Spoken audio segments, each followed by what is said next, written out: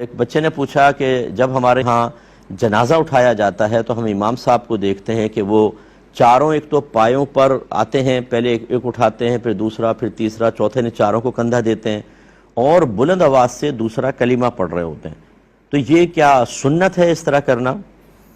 یہ بالکل چاروں پایوں کو کندھے پر اٹھا کر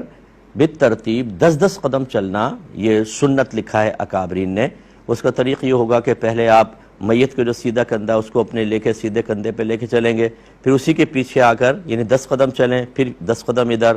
پھر اس طرف آ جائیں اور لیفٹ کو اوپر اپنے رکھ کر 10 قدم، پھر اسی کے پیچھے پائتین پر آ کر 40 قدم،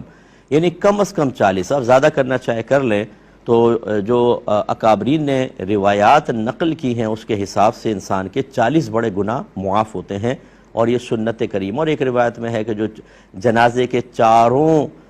پایوں کو کندھا دے، ہر طرف سے کندھا دے، اللہ تعالیٰ اس کی مغفرت فرما دیتا ہے۔ تو یہ کرنا چاہیے، ایک تو یہ ہے۔ دوسرا یہ کہ بلند آواز سے ذکر الہی کرنا، یقیناً یہ دور سرکار صلی اللہ علیہ وسلم یا دور صحابہ میں رائج نہیں تھا، یہ بعد میں ہوا۔ پہلے زمانے میں بلکہ فقہائے اسلام نے اس کو مکروہ لکھا تھا، جنازے کے ساتھ بلند آواز سے ذکر کرنا،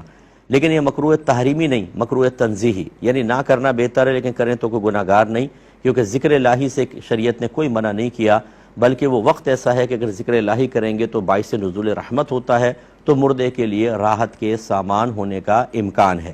منع کیوں کیا تھا؟ منع اس وجہ سے کیا تھا کہ پہلے دور میں لوگ جب جنازے میں شرکت کرتے تھے تو ہر ایک جنازے سے عبرت حاصل کر رہا ہوتا تھا، اور یہ جو سوچ ہے، فکر ہے، یہ ظاہری ذکر سے کہیں زیادہ بہتر ہے کہ ظاہری ذکر تو ویسے غفلت سے بھی آدمی کرتا ہے، لیکن جب انسان سوچتا ہے، غور کر رہا ہوتا ہے، اپنی موت کو یاد کر رہا ہوتا ہے، اس کے اثرات بہت زیادہ ہمارے ظاہر و باطن پہ پڑتے ہیں، نفس و شیطان کی گرفت کمزور ہوتی ہے، انسان آخرت کی طرف مائل ہوتا ہے۔ اس لیے امام غزالی رحمۃ اللہ علیہ نے اپنے زمانے کے بارے میں لکھا کہ ہمارا زمانہ ایک ایسا زمانہ ہے، یا ایک روایت میں یہ ہے کہ پہلے ایسا ہوتا تھا کہ کسی کے جنازے میں جب کوئی آدمی شرکت کرتا اور چاہتا کہ اس جنازے کے قریبی عزیز سے تعزیت کر لے، تو اسے سمجھ میں نہیں آتا تھا کہ اس کے قریبی عزیز کون ہے، اس لیے کہ ہر شخص غم میں ہوتا تھا اور بہت ہی زیادہ وہ اداس نظر آتا تھا اور غور و تفکر کرتا ہوا، تو رشتہ دار کی پہچان نہیں ہوتی تھی، یعنی اجنبی آدمی کو پتہ نہیں چلتا تھا۔